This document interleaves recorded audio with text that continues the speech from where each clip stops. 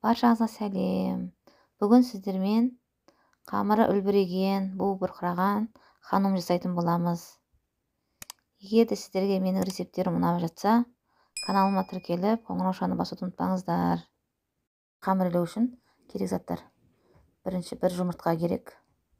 Ыдысымызға жарып алдық. Сосын 200 грамм су керек. 10 граммдай тұз керек. 500 грамм ұн керек. Осыларды араластырып қамыр илейміз. Тұзымызды саламыз жұмыртқаға. Сосын суымызды құямыз.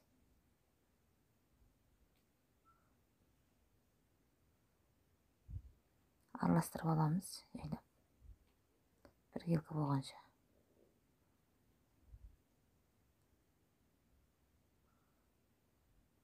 Жақсылап араласқаннан кейін ұнымызды саламыз.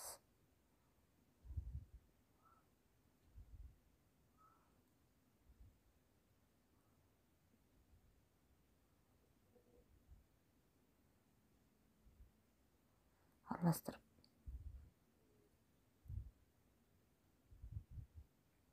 Өлшеп алған ұнымыздың бәрін салғанша біртіндеп жайлап салып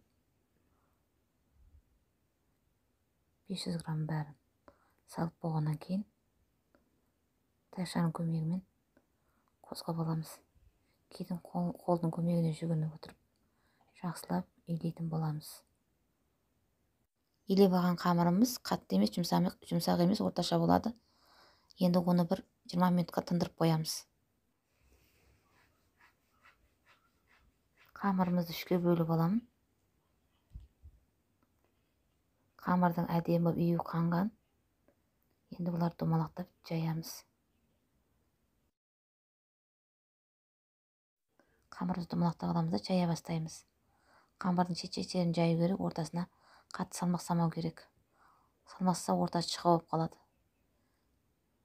Айналдырып жайып, дөңгелетіп айналдырып жаямыз. Қамырымызды осындай айналдырып отырып, бірінші шамалды шығартып аламыз, орташа шұғалыққа. Оқтауға орамай. Осылай бір шама шығарғаннан кейін барып, оқтауымызға орап жая бастаймыз. Оқтауға орап жайған кезде де ортаны баспау керек. Екі шетінен ұстап жаю керек. Сонда қамырдың қалыңдығы бір қалыпты болады. Егер де қолымызды ортаға апаратын болсақ, ортасы шығарып кетеді да, ортасы жұқа, шеті қалың болып қалады қамырдың. Сол үшін бір келкі болу үшін екі ұшынан баса отырып жаямыз қамырды. Сонда қамырымыз өте әдемі болып шығады. Жайылған қамырымызға осылай сұйық майымыз құйып алып, қолмен жақсылап жаямыз. Бір келкі барлық жеріне жеткізіп жайып шығамыз. Ханымның салмасы үшін бізге тартылған ет керек. Менде тартылған ет 700 грамм, 300 грамм картоп, 4 пияз, 300 грамм асқабақ,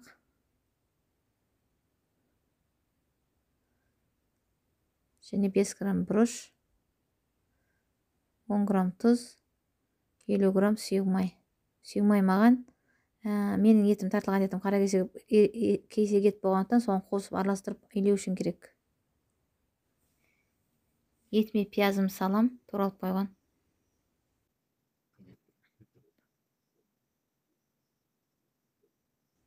Сұйық майымды құям. Бұрышымды салам. Тұзымды салам. Сөйтіп араластырам. Еті мен пиязым жақсы араласқаннан кейін картопымды салып араластырам. Жақсылап араласу керек. Тұзы, бұрышы бәрі. Туралған картоппен асқабағымды салып араластырам. Мен асқабы мен картопымды қосып илеп алдым. Салмам дайын енді. Салмамызды енді май жағып алған қамырымызға сала бастаймыз. Бір келкі барлық жерге бір зола қамырға салып шығу керек. Салманы осылай айналдырып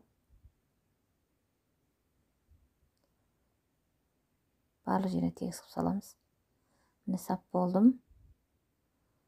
барлық жеріне біркелкі қылып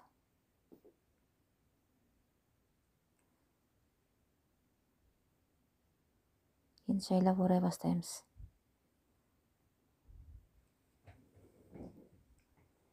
Домалақ қылып орау керек. Осылай формада болады. Орап шыққаннан кейін бәрін. Енді мантыварканың лотогына саламыз. Ханымды салу үшін лотогымызды майлап аламыз. Майламаса қамырдың астың жағы жабысып қалуы мүмкін. Біркелкі қылып астын жандарын өстіп майлап аламыз сүйек маймен. Ханымды лотокқа салдым. Енді майын жағам. Біркелкі қылып жағып шығу керек. Май бетіндегі қамыр кеуіп қалмау үшін, жұмсақ болу үшін жағылады. Лотогымыз бірінің үстіне бірін қойып,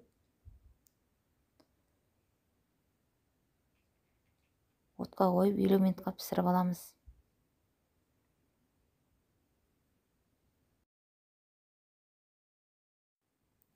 Ханымымыз пісті. Енді оны жайлап пышақпен кесіп ыдысымызға салып аламыз. Иісі деген керемет. Кескен қаңлыларымызды тәрелкемізге салып аламыз.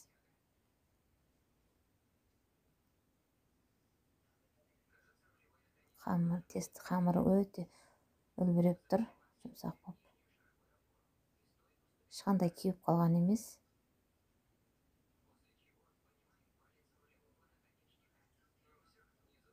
Достар, бізде осындай керемет ханым пісті. Егер де менің рецептім сіздерге ұнап жатса, менің YouTube каналыма тіркеліп, қоңыраушаны басуды ұмытпаңыздар.